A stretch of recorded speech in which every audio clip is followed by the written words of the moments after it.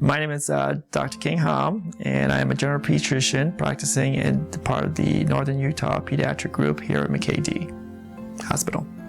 I think I've just always had a good time with kids, and so once the decision was made to go into medicine, it became a very natural subspecialty for me, and there was never really any other questions about what to do, what to go into.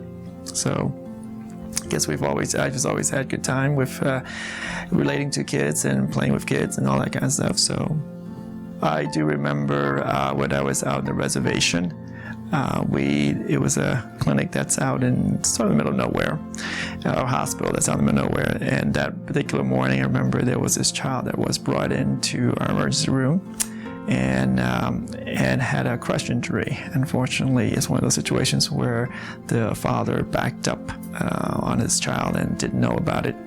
And so the child came in with what we call an eggshell fracture of his skull. Pretty much the whole skull was in pieces, tiny pieces and stuff.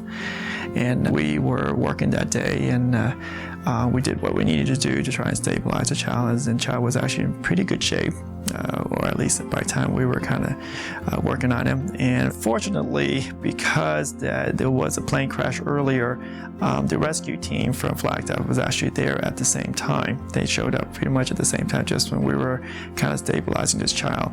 And so they would be able to transport this child. But unfortunately, they were an adult team, and meaning that they didn't have anybody with specialized pediatric training.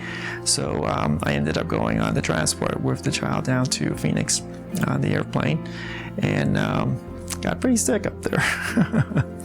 It's pretty rough. I don't know how they do it, but it was the summertime. There were a few thunderstorm clouds around, and the plane was tossed around pretty good, but fortunately the child did very well. And we got him down to the Phoenix intensive care unit down there and transported him to the hospital, and ultimately he actually did well.